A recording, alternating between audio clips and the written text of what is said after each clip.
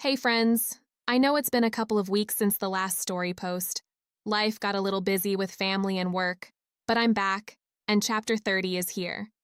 In this chapter, Kingsley and Hopeful face tricky travelers, a tempting silver mine, and a powerful reminder from Lot's story. Will they stay on the straight and narrow path? You'll have to look to find out. Journey to the Eternal Kingdom. Chapter 30. Does Satan have a snare for unwary Does feet? Satan have a snare for After unwary walking for a feet? while, the men grew bored, and Hidden Agenda and his friends talked themselves into catching up to the foolish young boys, which is what they called Kingsley and Hopeful. They were determined to see if they could make the boys angry, so they could accuse them of not being good pilgrims also. The men hurried to catch up with Kingsley and Hopeful. They spoke foolishly and asked many questions, and soon Kingsley realized their goal was to antagonize them. Upon realizing their agenda, Kingsley refused to engage with them, and Hopeful did the same, so the men soon grew quite tired of the boys' silence. They slowed their pace and continued their journey at their leisure once again. Kingsley and Hopeful's pace was not much faster, however, as Kingsley was still weak from the beating he had received, but with some effort, they managed to put some distance between the two sets of travelers. Before long, they came to a meadow that was very pleasant to look at, called Alleviate. The path ran through there and was smooth and easy to walk on, making it easier for Kingsley, and he was able to quicken his pace. As they rounded a bend in the path, they saw in the distance a wide-open cave at the base of a large hill.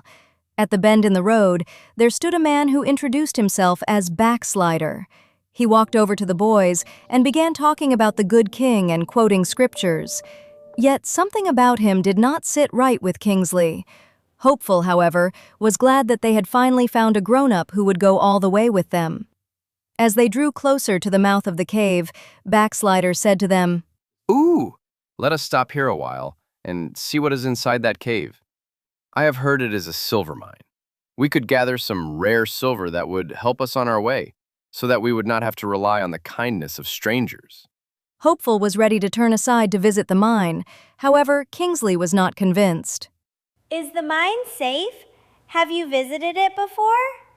Oh yes, it is quite safe if you are careful, of course. But Backslider lied, for he knew very well that many pilgrims had lost their lives at that silver mine. Many who turned aside to investigate the mine were killed. Some wandered too close to the edge, where the unstable ground broke beneath them, and they fell to their deaths. Others were severely wounded and unable to continue their journey, eventually perishing at the mine. What the boys did not know was that many of the wicked prince's servants were students of the scriptures and used them to trap unwary pilgrims. Kingsley stood firm, however, and said in his most grown-up voice, praying it would not crack, I do not think it was a good idea.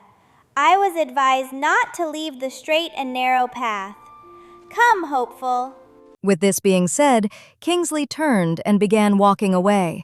Hopeful, who did not yet know much about the Bible, decided to follow Kingsley's lead. Though he seemed somewhat disappointed, he shook his head and walked away with Kingsley. At least wait for me. With a shake of his head, Kingsley kept walking. He did not know it, but Backslider was a servant of the wicked prince, sent to trap the good king's pilgrims on their journey to the eternal kingdom. Backslider would have run after them and tried to turn them aside by force, except that he saw Hidden Agenda and his friends approaching, so he turned his attention toward them instead.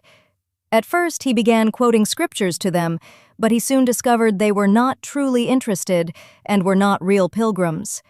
Since the wicked prince's agenda was to kill and destroy as many people as he could, the good king's pilgrims or anyone else, he could catch in his snares. Backslider realized he did not have to put forward too much effort to lure the men into the mine. He told them of the richest to be had the silver mine with its rare treasures. Because they all thought so highly of themselves, all they could think about was how rich they would be once they returned home. They imagined themselves wealthier than the richest person in Witty City. They did not need to be persuaded for very long. Kingsley looked back just in time to see them entering the cave. Inside, the men indeed found rare silver and diamonds. Because of their greed, they kept wandering deeper and deeper into the cave, searching for more jewels. Finally, they ventured so far into the darkness that they lost their way and were never heard from again. In the meantime, as the boys continued, they soon came upon a strange sight beside the road. A white statue shaped like a woman. Her face was turned toward the direction from which the boys had come, from the town of Vainglory. They studied the statue for a while, trying to figure out what it was. Finally, Hopeful noticed a sign. Remember Lot's wife. The boys sat down to rest because Kingsley really needed it, and they thought this place was as good as any. Kingsley then told Hopeful the story of Lot, his wife, and his daughters, and how Lot's wife became a pillar of salt. Long ago, in a beautiful city called Sodom, the people there forgot how to be kind to each other. God visited Abraham one day and warned him that he was going to destroy the city. The outcry against Sodom and Gomorrah is so great and their sin so grievous. What does this mean for them? What if there are 50 righteous people in the city? Will you sweep away the righteous with the wicked? Abraham begged the Lord to save the city if there were 10 people worthy of being saved. At first, Abraham asked, "What if there are 50 righteous people in the city? Will you sweep away the righteous with the wicked?" For the sake of 10, I will not destroy it. God said no, he would not. Abraham bargained from 50 down to 10 What if there righteous are 10 righteous people. people in the city? Will you sweep away the righteous with the wicked? I would not destroy the city if I can find 10 righteous people living there. Would you sweep away the righteous with the wicked if there were 10 righteous people found there? However, there were no 10 righteous people worthy to save the city. So the Lord sent angels to get Lot and his family out of the city before the city was destroyed. The angels showed up at Lot's door, and the people tried to hurt the angels. So the angels struck them blind. The angel asked Lot, "Do you have anyone else here, sons-in-law, sons or daughters, or anyone else in the city who belongs to you? If you do, get them out of here." Lot tried, but to no avail. Finally, when dawn broke, the angels urged them to leave, saying, "Hurry, take your wife and your 2 daughters who are here, or you will be swept away when the city is punished." Lot tried to beg for some more time to convince this remaining family to leave. The angels grabbed his hands and the hands of his wife and daughters and led them safely and hurriedly out of the city. The angels warned, "Flee for your lives. Don't look back." As Lot and his family ran, his wife turned and looked back, and immediately she turned into a pillar of salt.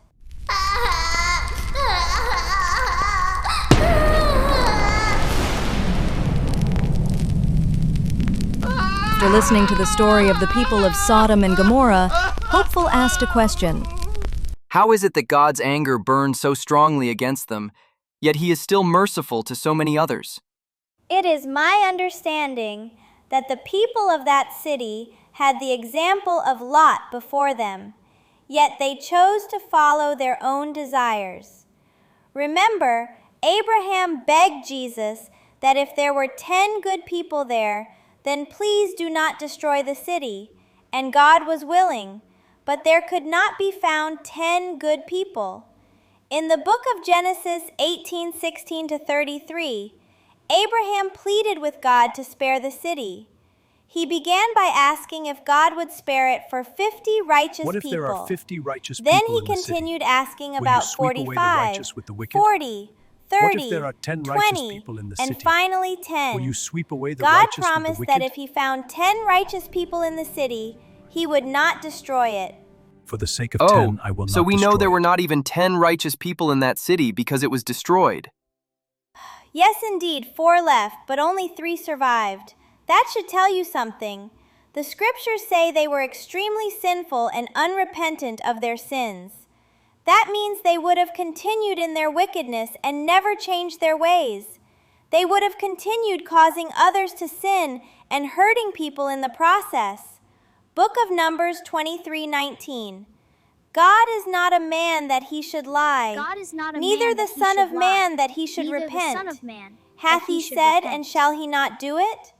Or hath he spoken, and shall he not make it good? The boys knelt there beside the road. They thanked God for the reminder and the warning, and they expressed their gratitude for his love and mercy.